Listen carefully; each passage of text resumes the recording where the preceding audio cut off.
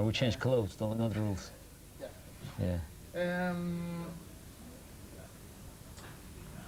You accepted to participate to this film, and for me it's a meaning that, in a way, sorry, I see a shadow. Ooh. That's it. So, does it mean you'd like to change, that there is a difference in your mind between the image you have and the feeling of what your image should be? Try to explain us. Obviously, just any documentary of that size, it's quite time-consuming, and it puts additional pressure on my very busy schedule. But at one point, you have to make this decision to tolerate all this inconvenience, because I have a very rich life, rich with the different events, and at one point you would like to have it in a placed in a good chronological order and just to tell your story. It's not about changing the image, because I don't think that people that have fixed their opinion about me could and would change it after this film is made. I think it's more about communicating the story, and I think it's quite interesting story, controversial story, but interesting to the rest of the world, because most of people outside the world of chess, they have very little idea about Garry Kasparov, what I stand for, what I'm doing outside of just playing chess. Obviously, there are some pieces of information that have been available for a while, but still, only in an hour documentary you could try to combine it. I mean, compile a story that could be sort of a message or a picture that would shape an opinion about Garry Kasparov. Otherwise, there are very isolated pieces of information, and unfortunately, everything or nearly everything that is coming from the world of chess is politically motivated. And I think it's time, at age 36, I have a tremendous career behind me. I believe I have many interesting events in front of me in the future. But it's time to make a story. There are plenty of elements, and once these elements are combined, I'm sure there will be something for people to appreciate, no matter whether they like it or they dislike it or they're indifferent. Olivier, can you go the other way? Okay. Tu peux descendre, Olivier. C'est bon, Olivier? Je tourne. One common idea about you is that you're kind of computer. What would you have to say to those people who think, we're not playing chess, I mean, talking of the very large audience, that you're thinking like computer? Can you explain us why you're not a computer and the difference? Which is amazing. The difference between human being and computer is very obvious. Sometimes when you play chess, you have to calculate very precisely, and that could remind people of computerized calculation. But even my chess style is so different from the machine's cold-blooded killing instinct, because as I said many times, for me, the way to win the game, the brilliancy inside the game is as important as the result. So, or nearly as important as the result. So, even inside the world of chess, I don't think this comparison stands. I think it's more like general concept that is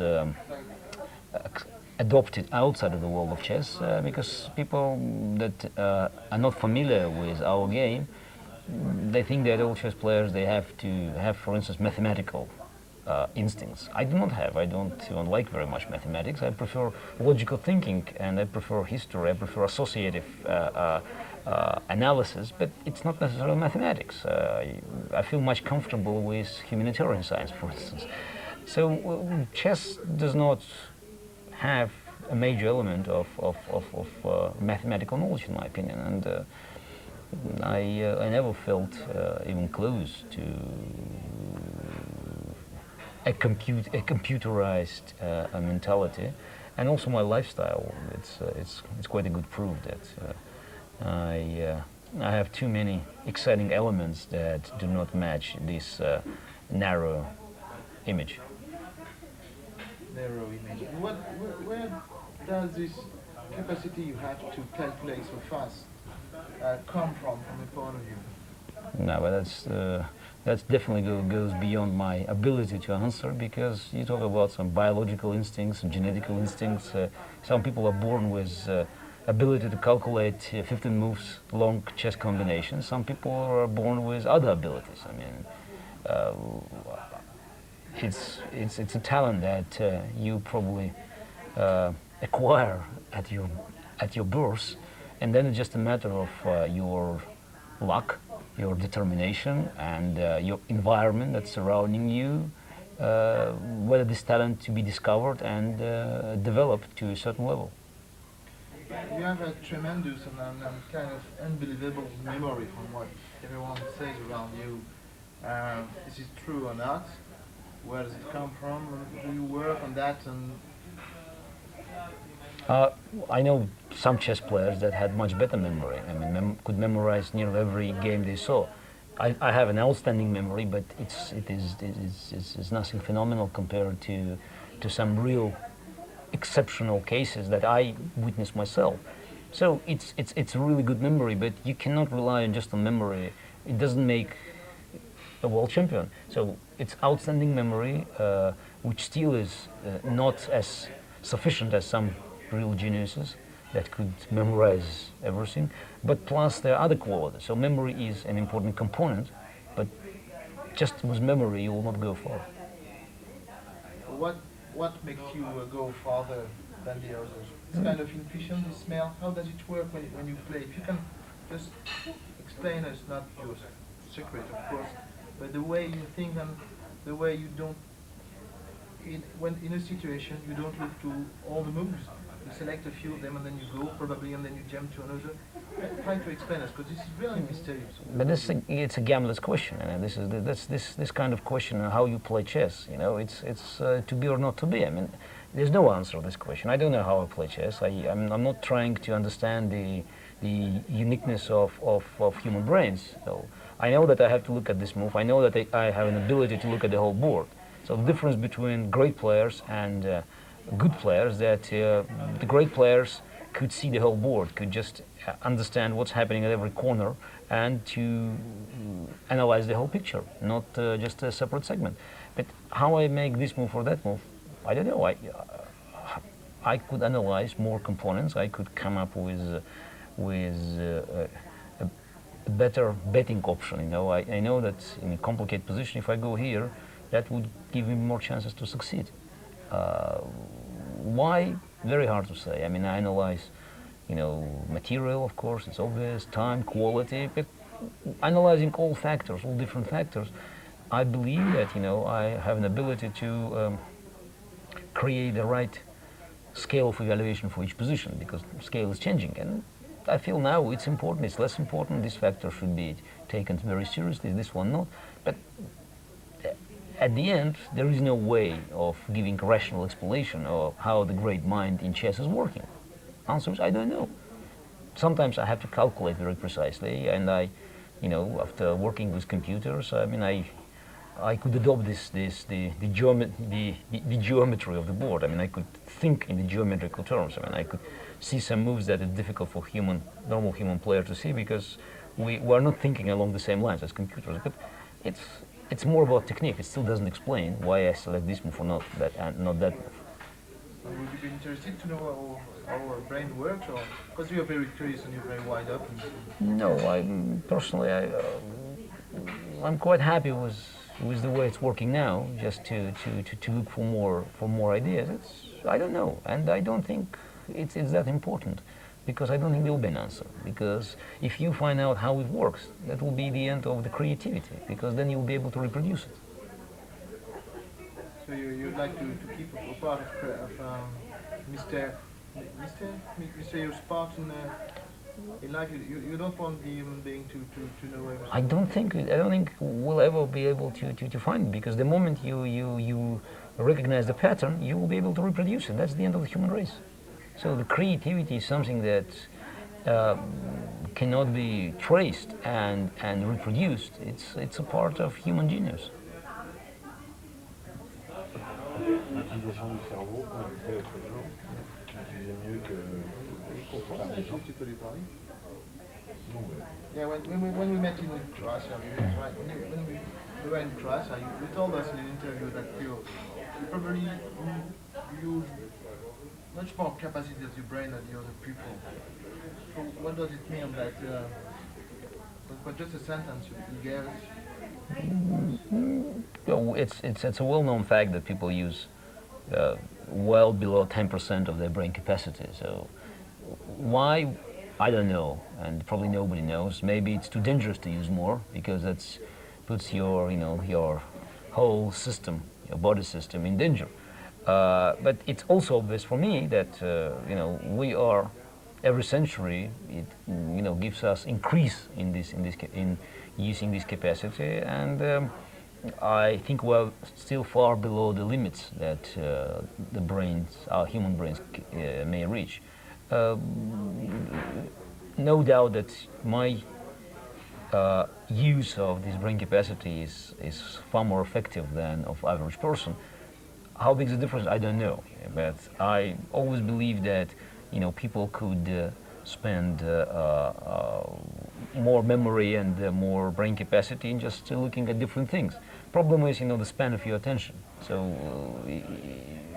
it's difficult to concentrate. So if you have 2, 3, 4 items, then people seem to losing concentration and not able to digest it. So I'm still able to digest it, but I know that even for me it's sometimes difficult. But I'm not scared to throw more memory and brain capacity into investigating something new. Outside chessboard, what is your life philosophy? So remember, there is no. We cut the questions. Yeah, I don't believe in life philosophy. I'm a professional player, so for me it's from the very beginning the result of the game was crucial. So I had to play to win to prove that I was right. So it has an effect on overall behavior. Yeah. No doubt whether I like it or not, but the life of a professional player, someone who spent years and years to fight for the world champions title, it marks nearly everything. But the main motto in my life is just to be involved in something where I can make a difference. I believe that I made a lot of difference for the game of chess. I believe I will make more difference for the game of chess. I believe I could make difference in a combination of chess and computers. I could make a very valuable input. I believe I could make some difference in analyzing, our past, the mixture of history and philosophy. Of course, it could be very limited because here, I'm not in my native turf. Once I believed I could make difference for my own country by joining the democratic movement and fighting communism. So it probably worked for a little bit.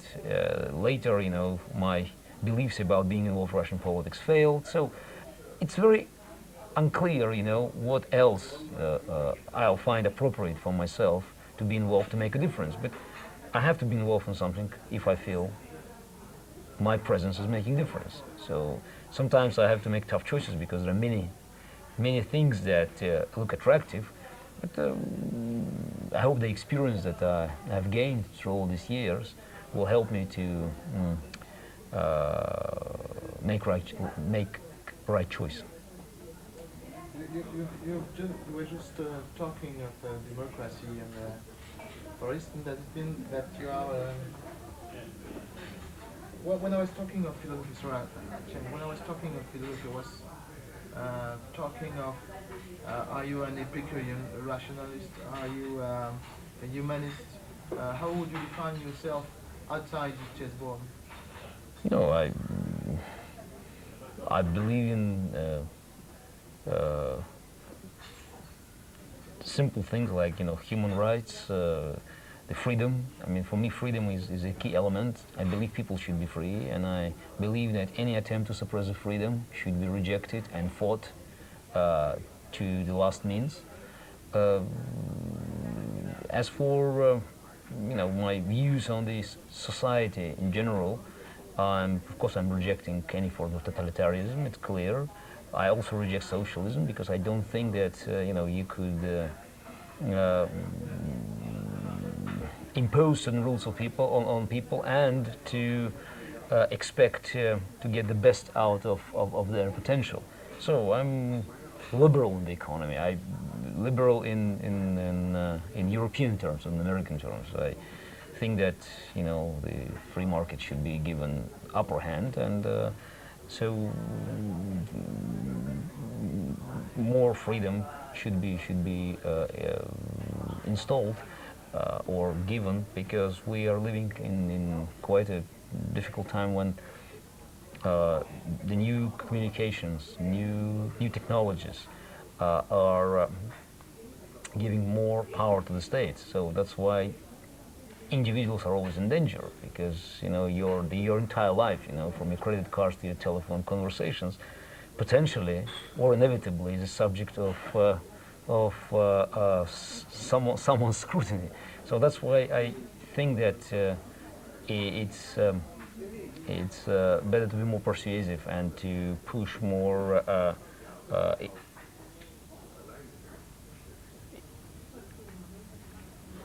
rights for self-expression and individual rights, because that's the only way to keep the balance between all-powerful state and free people that are making this state powerful and successful. Imagine you have a new life. Would you choose the same one? Would you choose another activity, another field to express yourself?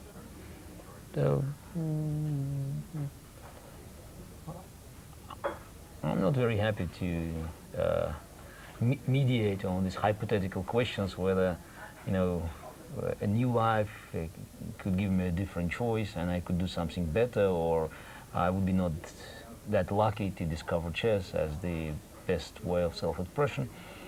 I'm quite happy with where I am. So this is a traditional answer. If I had another choice, I would go the same path. But for me, it's too hypothetical, and I have to adopt a very rational view on my life, and not to think about the past or about different crossroads in the past, because we all have some memories and sometimes negative memories, and obviously if you're looking to the past, you would like to change certain things. And undoubtedly I have quite a few events in my life that I would try to change and to improve my decisions. But I know it's already it's water behind the bridge, below the bridge. You give the impression to add one objective, one target. It was to be a world champion, then to stay a long time. What you do then nowadays to happen, you club Kasparov to widespread chess and to bring it to children. Does it mean that when you have a dream, you try to catch it every time you have a target, you try to catch it and you get it? No. It depends what kind of target I have selected. I had few targets in my life. Obviously, I succeeded in hitting the main one to become the world champion and to keep the title. But as for some other targets, I'm not sure they were appropriate, and I'm not sure that I made right decisions trying to hit these targets. So now I believe I'm again on the right track, and I have enough energy, enough support, and still enough strength to hit this target and to succeed. So I don't see why not. Could you explain us what is the role of the psychology in chess game, and how do you deal with that yourself? Are there any specific attitude or things which that your opponents are trying to put on you or on the Chess is a psychological game. It's a psychological warfare, and it's about beating your opponent to some extent is imposing your will on him, and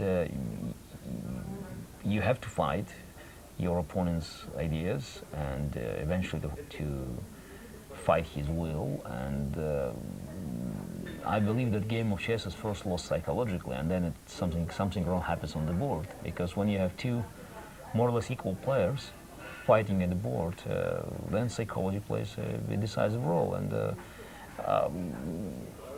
I think that you have to stay cool and just to keep your head up and to look for the best move. But sometimes you feel more comfortable with one player and less comfortable with another player. It's impossible to explain otherwise, but with the role of psychology that you have such imbalanced scores between top players. Someone who is a good score against one player is doing badly against another player, and this third player is doing not so good against the first player. So it's I don't want just to put names, but it's just on the top of the world of chess, you always have this disbalance, which proves that some players are more comfortable playing other players. It doesn't explain anything about the strengths of the players, because the overall results are just showing the real strengths. And you have ratings, you have the tournament performance, match performance. But as for